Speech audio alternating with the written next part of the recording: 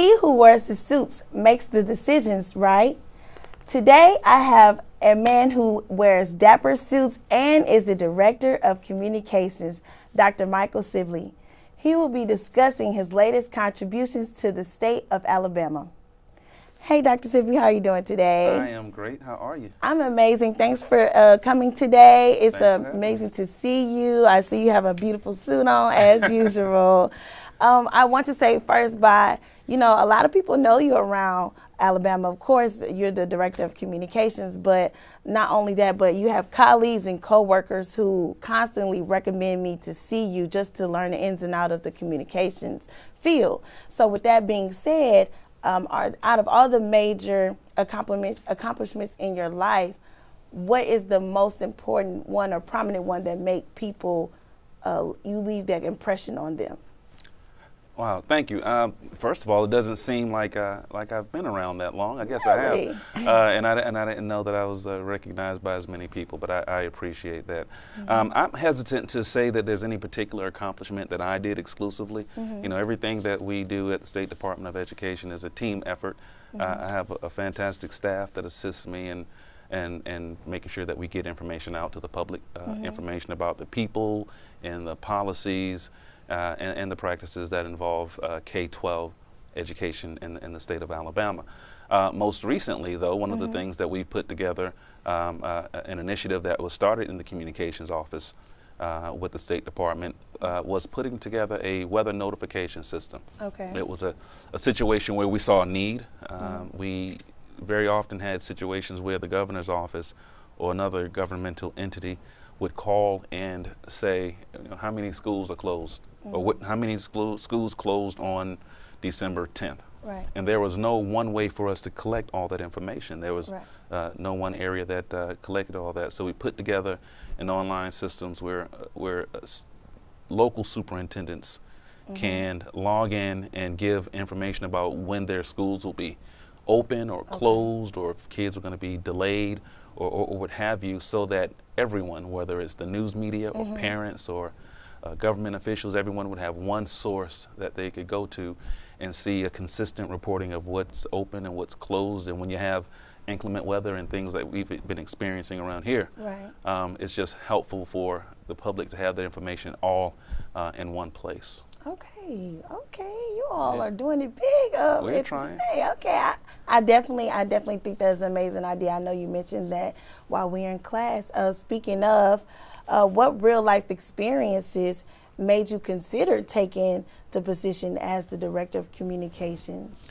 I've been in communications since I was young. I was a journalism major. Thought I was going to be a big-time newspaper reporter when I was younger, but just been fortunate enough to have positions open up. I worked as Director of Communications for Troy University for a while, and as Director of Publications for Tuskegee University for a while before coming to the State Department of Education. So being involved in education both on a collegiate level and being involved in education on a K-12 level, not as a K-12 educator, but those are my heroes. Those are the people who do all the super hard work.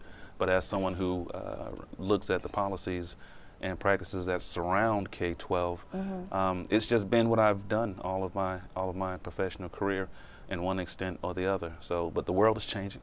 You know, technology and communication changes. So you can't rest on your past successes.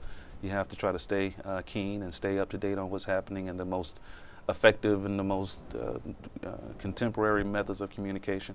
Sometimes that's, young people get on it quicker than some of us who aren't so young, right? So it's a challenge, and it's always interesting. It's work that never tires because it's always changing. Okay, well, we all get nervous. We all get doubtful sometimes. Is there or was there anyone in your life that may have given you the reassurance you needed to take on this position? Anything that would relate to that, honestly, I would go back to my grandmother.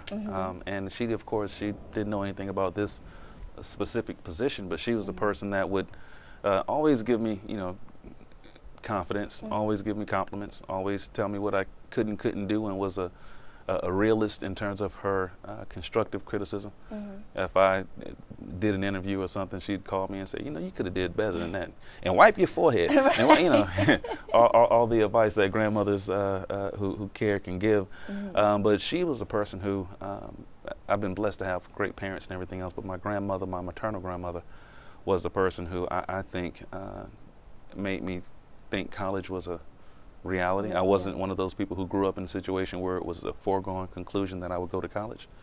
Right. So it was my grandmother that helped me realize that I could, and helped me out financially in all other kinds of ways until I was able to stand on my own. Okay, well, thank you, Grandma, because you're Grandma, amazing. She's awesome. Yeah, she's awesome. You're amazing because she's amazing. Okay. Thank you. Well, as someone who knows the importance of public relations, what have you done to ensure the relationship you have with the community is strong enough that they continue to have faith in you and your coworkers? See, the interesting thing about doing communications for the State Department of Education is that you're doing communications for the entire state. Right. There are 137 school systems in the state. Montgomery is one of them, and then, you know, there, of course, across the state, a lot of others. So there's not the one-on-one with the community that it would be if we were doing communications on a local level. Right. We deal more specifically with superintendents and principals and public information officers and the other LEAs across the state. LEAs is just education talk for school systems across the state, and so we do more communicating from a broad scope, like the idea that I was talking about with the weather notification system, and whenever there's a policy, state board meetings, things that are the kinds of things that will impact school systems, whether they're in Huntsville or Mobile or anything in between, we try to put out. We have a monthly newsletter that goes out, Alabama Education News and Notes. We also send out press releases to the media and other interested people, and try to publicize the great things that are going on in public education in Alabama. There's a lot happening, and our job is to mine all these good things that are happening and make them, and to promote them, put them out front and center. Okay, okay. Well, what kind of feedback or constructive criticism have you heard from residents of Alabama that you have taken into consideration to do better at your job?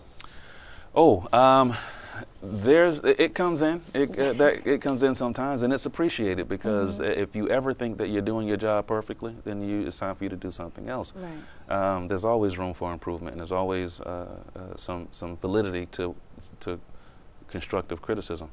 One of the things that we've done is to make sure we open up the communications of the State Board of Education to the entire state. Is we implemented live streaming, where previously you had to be physically present in order to watch a board meeting, or in order to attend a state board meeting.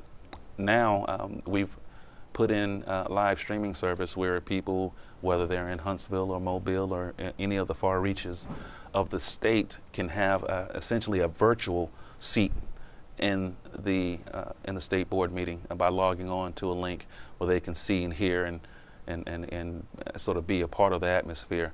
That way, a reporter in Huntsville or in Mobile doesn't have to wait until they hear news of what happened at the board meeting to write a story about it. They can sort of take the ride virtually and be a part of it as well. So that was one of the things that we did to open up transparency, open up, even though with that we're starting to now encounter some federal regulations that we have to adhere to, because there are closed caption concerns and ADA compliance issues that we have to take into consideration. So we're working on that going forward.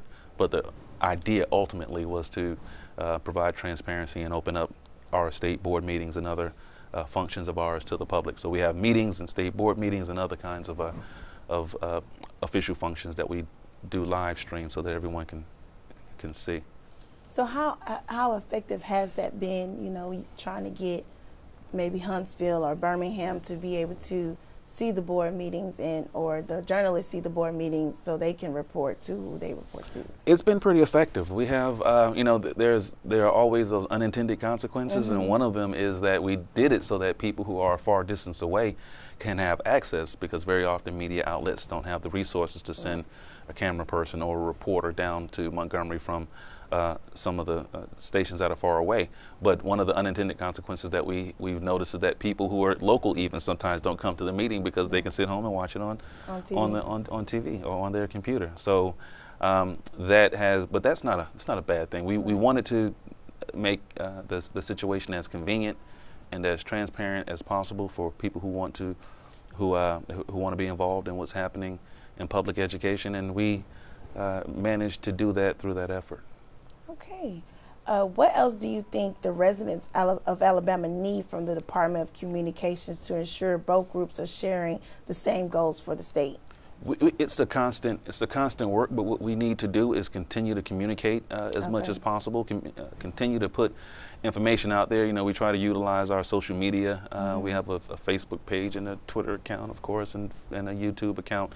So we try to put information out there. We try to get information out to the media, to you good people, to talk about some of the great things that are happening in our state. Sometimes public education gets a black eye through no fault of its own. Educators are some of the most dedicated, hardworking professionals that we have in our state, and they're a huge block of industry in our state, of business. Public education is. And I think sometimes because of either assessment scores or some things that may not even be true, but they've just been folklore for a long time, and things that are valid and true as well. We still have a lot of improvement to do in a lot of areas. But sometimes public education gets a bad rap, and we just want to do what we can to show that there's more good than bad, and that there is really quality education and quality learning and hard work going on in Alabama's public schools. And speaking of bad rep, many people in general assume that public relations specialists or directors of communications, they flip or twist the words of a story to make a problem seem less minute or less important than what it is. What is your response to those types of assumptions? Well, there's the very field of public relations. The goal is to put your employer or the person that you represent in a good light. But you have to do that with a moral compass that won't allow you to do anything that's unethical, or it won't allow you to do anything that's just patently untrue. To promote the good doesn't mean to ignore the bad. You have to acknowledge what the bad is so that you can find ways to fix them and find solutions for them as well. But that doesn't take away acknowledging and shining a light on all the good things that are happening in the state. We know for a fact that, because we see it all the time, that there are great things going on in public education. So it puts us in a fortunate situation where we don't have to come up with news. It's already out there. We just have to mine that already exists and shine a light on it so people can see some of the great things that are already happening in the state. Okay, what can you as Director of Communications do to build, because you do it already, your communications, you reiterate how we in the public, we as in you and your team in the public, has to constantly communicate. What is the biggest struggle? I know that, you get people, you have your, you record the board meetings, and then people don't come because they're at home, or then you don't record them and then people complain because they can't see them, or they're not able to see them. How do you make sure that you're on both sides, that you can reach a compromise for those who complain, and those, because not everybody's going to be happy at the end of the day. I don't care what field you work in, you're not going to satisfy everyone, but you can be kind to everyone, and you can appreciate everyone's perspective, even if it's, so for those who might want to log on to see the video online, I understand the convenience of that and why you might want to do that. So whether it's something we can do or something we cannot do, we try to be empathetic and listen to the concerns and the needs of our audiences. Largely our audiences are parents who want to know what's going on with their school system, and what's going on with the most important asset that that any parent has, and that is the minds, of our children. And people want to know what's being fed to them. They want to know what they're being taught. They want to know that they're receiving a quality education. And our biggest barrier is making sure that we can get that information to people in a way that they can understand, right, and in a way that is convenient for them to digest. Okay, and I know that you all have built relationships with parents, with teachers, with board members, and in terms of relationships and the benefits of it, if residents of Alabama who are in need of resources wanted to know the initiatives or organizations that benefit them or their families, what would you offer? Well, first they need to go to our website at www.alsde.edu. Our website is just chock full of information, everything from data on demographics and school staffing and everything else to our communication section of the website that has our press releases that have gone out and other recordings that we've done, trainings and things of that nature are all available on our website as well. So they could get a wealth of information just from visiting the State Department of Education's website. Beyond that, if there's anything else that they're interested in or that they need more specific information about, I encourage anyone to call me at the State Department of Education, or email is even better, msibley, M-S-I-B-L-E-Y, at alsde.edu. Okay. And given that, because I know you wear many hats, given that you are the vice president of the board of directors for the Alabama Institute for Social Injustice, can you describe what you all do for the community, including your mission statement and the initiatives you all offer? Thank you. Yeah, I work, aside from my professional career, I work as a volunteer with the Alabama Institute for Social Justice. I serve as the president of their board, and the acronym is AISJ. And what we do essentially is try to advocate for policies and programs that seek to benefit the most marginalized people in our community. Sometimes the poorest of the poor, or people who are rural, or people who don't have a voice in the political system, can sometimes be overlooked, and sometimes there are policies and laws that we believe might not be in their best advantage. And as an organization, we do what we can to encourage grassroots organizing, and that's everything from teaching leadership skills in mainly rural communities to educating people about the importance of voting rights. We have our platform issues include everything from environmental justice, making sure people are not being discriminated against or being treated unfairly with environmental issues, water, sewage, things of that nature, voting rights and voting education, gender equity, and making sure that men and women are treated on an even playing field. There are a couple of others too, but it goes on, and what we're trying to do is make sure that people have a voice, regardless of what your education level is, or what your zip code is, or where you live. Your voice and your concerns are as important as anyone else's, and we want to, as an organization, make sure that we do that. And racial, I got to say this too, as a part of that, racial reconciliation is a huge cornerstone of AISJ and what we stand for, and that is simply acknowledging the past. Right. Alabama is both the birthplace of the Confederacy and civil rights. It's a unique characteristic to the city of Montgomery, more specifically. So our goal is to bring together the races so that we can have meaningful dialogue and peaceful coexistence with one another. And with that being said, in your opinion, what about the organization would make someone in the community want to reach out and be a part of it? If you're concerned at all about justice, if you're concerned at all about making sure that people who might otherwise not be given the kind of justice that they deserve get it, and it may not impact you today. Right. It may not impact your family today, but it might. And also everything from the restoration of voting rights to people who may have lost them before, who legally have the option to get it back, to voter awareness. We're not a partisan organization. We don't lean one way or the other in terms of suggesting who anyone should vote for. But we do encourage people to vote. We encourage people to recognize that they are a voice in a democracy and to do their part in that democracy.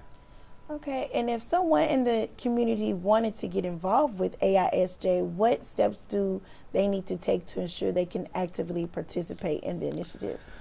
We have things happening all year long. During the course of 2018, we had 3 what we call racial reconciliation events. We had people, the daughter of Miss Viola Luiso, I get that name mixed up sometimes. She was the young lady who was slain as a result of her efforts to assist with the Voting Rights Act. Her daughter came and spoke. We had a gentleman who was a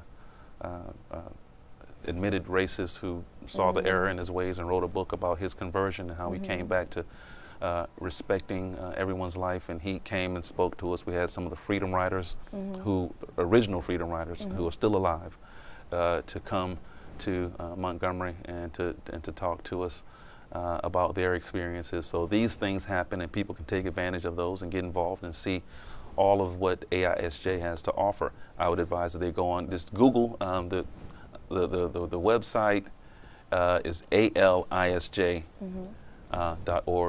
or they can Google Alabama Institute for Social Justice and find our Twitter, Facebook, all that information.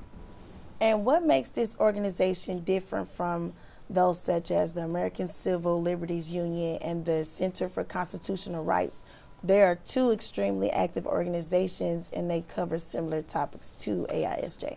Well, the difference is AISJ is a takeoff from another organization that's been around for more than 40 years. It initially started as FOCAL, the Federation of Child Care Centers of Alabama, and that organization has been in the state, and it's been working, and it's been providing leadership skills and opportunities to people in rural areas, and doing a lot of other important work for years.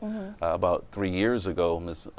Lenice Emanuel became the executive director of FOCAL, and through the board's efforts and through Ms. Emanuel's efforts, we rebranded the organization to call it the Alabama Institute for Social Justice, because we were looking at more contemporary issues, things that were impacting us today more directly.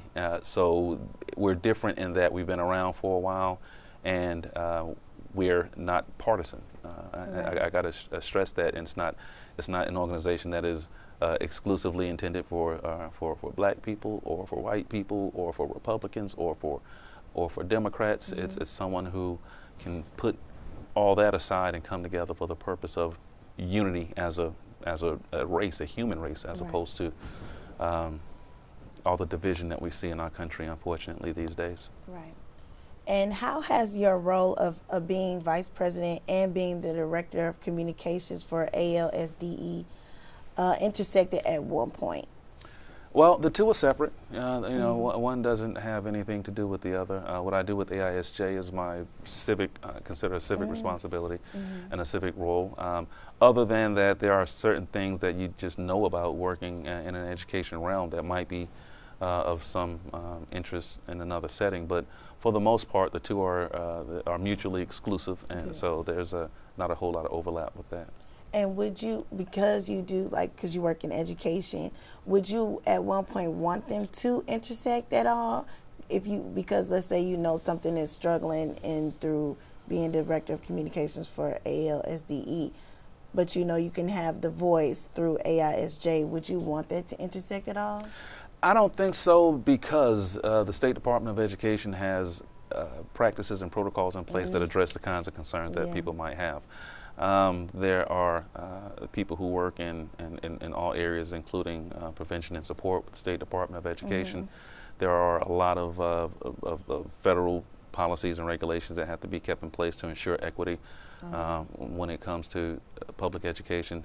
Now, that is not to say that everything is perfect. Of course not.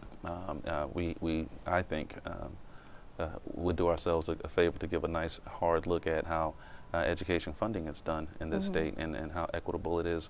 But these are issues that there are people in place to address those. We have a state board of education, and all of our 137 school systems have a local board of education. So those are and we are a state that strongly believes in local control, meaning that local school systems are autonomous. They can handle their own affairs unless it is something that warrants the supervision or the intervention of the State Department of Education, which is not something that happens often. So I think they can pretty effectively handle their own affairs.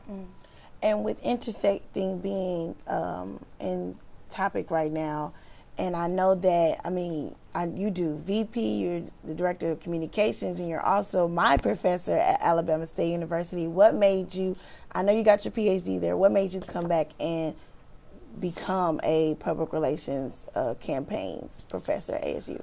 Well, one of the things that I remember about getting out of college initially were those awkward moments when you're in a meeting and someone says something that you don't understand, and you don't want to be the one in the room to say, I don't understand what that is, or I don't know what that word means. And I used to always just kind of say to myself, if I ever got a chance to talk to young people, I tell them what that is, because I don't want them to be in this awkward situation where they don't, where they feel like a fish out of water and that they don't know what that means. So there's a certain amount of content that comes from the book, as you know. But the majority, I think, of what I give to my students are real life experiences. Most anything we discuss in class is something that I've done or had some experience in, which makes me feel like I have a valid reason to be there and something to contribute to the cause of education, particularly when it comes to public relations. So just teaching young people the kinds of things that the things that I did learn with a very good quality education at Troy University, but also some of the things that I didn't learn that are just life experiences that you can't get from a book. And how are you doing at juggling all your leadership roles and ensuring that you're doing your best at each responsibility?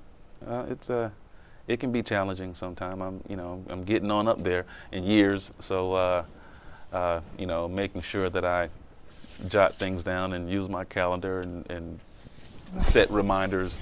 I just stay busy. Okay, well, lastly, what has been the most exciting or rewarding part about working in the roles you currently have? Interacting with people, interacting with media, and interacting with the people who just genuinely care about education. I get a lot of phone calls every day from people who have questions, and when I can answer them, I like to, and when I can't, I still want to hear their concerns. But most people just want to know that somebody is listening to what they have to say. So I play that role a lot. Well, thank you so much, Dr. Sibley. I'm super proud of you. Thank you. Well, thank you for having me. Thank you for having me on your show. Well, thank the city of Montgomery, really, because if it wasn't for them, I would not be here right now. And thank you all for tuning in to my Montgomery Focus. You all have a beautiful evening.